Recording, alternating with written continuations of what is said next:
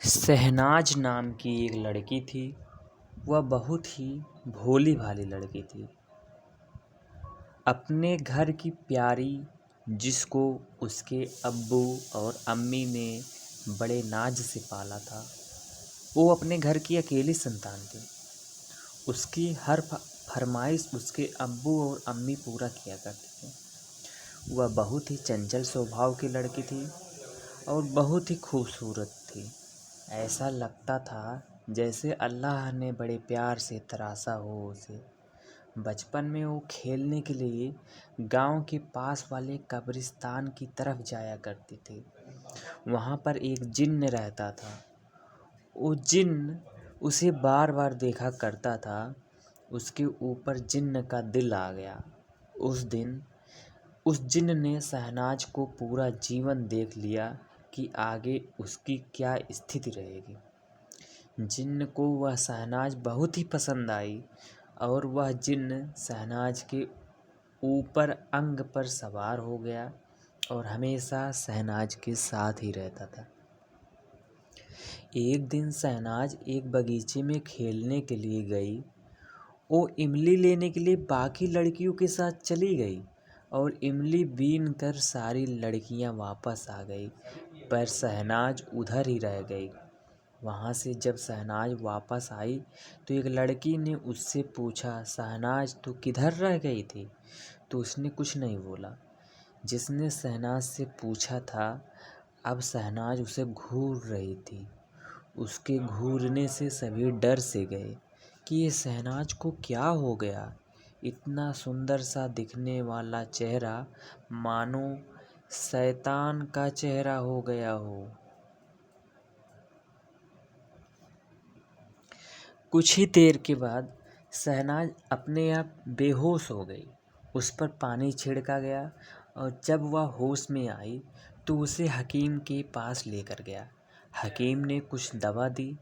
हकीम की दवा का कोई असर उस पर नहीं हुआ और शहनाज फिर से बेहोश होने लगी। शहनाज को लेकर उसके अब्बू एक मुर्शीद के पास गए। उन्होंने मुर्शीद को सारा हाल सुनाया और मुर्शीद ने देखा कि शहनाज के कोमल अंग पर कोई जिन्न बैठा है। मुर्शीद ने अल्लाह से दुआ की और एक तावीज़ दिया शहनाज के लिए। काफ़ी समय बीत गया। शहनाज की उम्र निकाह की हो गई। अब्बू ने शहनाज के लिए काफ़ी मुशक्क़तों के बाद एक अच्छा रिश्ता देखा। फिर निकाह का फैसला किया गया। निकाह के समय शहनाज से पूछा गया, निकाह कबूल है? तो शहनाज ने निकाह कबूल लिया। फिर उसके शौहर से जब पूछा गया निकाह कबूल है, तो उस समय जिससे निकाह हो रहा था, जिन्न उसके ऊपर सवार होकर बोला, कबूल है। किसी को क्या मालूम कि निकाह किसका हुआ है।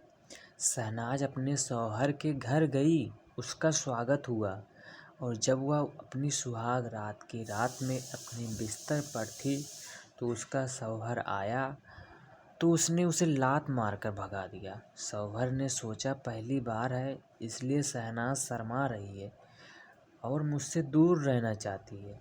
वह कुछ दूर जाकर दूसरी जगह सो गया। अब क्या था, जिन्न शहनाज के साथ सुहाग रात मना रहा था। शौहर बेचारा दूसरी जगह नींद में सो रहा था। शहनाज के ऊपर जिन्न होने की वजह से रोज रात में यही होने लगा।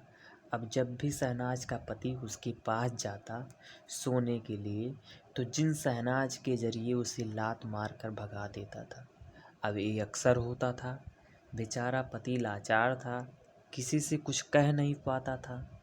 एक दिन पति शौच के लिए गया और शौच जाने में काफ़ी देर हो गई तो घर वालों को कुछ समझ नहीं आया कि वह शौच के अंदर क्या कर रहा है।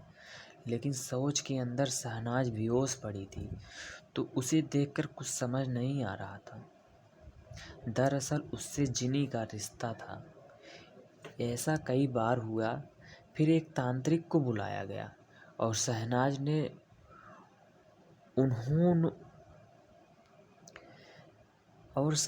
ने उन्हीं को दिखाया कि तांत्रिक ने जिन्न का पहचान लिया है और जिन्न का तांत्रिक कुछ नहीं कर सकता था।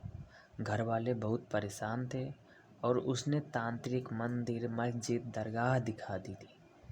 थके हार चक्कर जिन्न ने कहा, शहनाज कहती है कि साफ था कि मैंने शादी की है, यह मेरी है, मैं इसे ख़त्म कर दूंगा।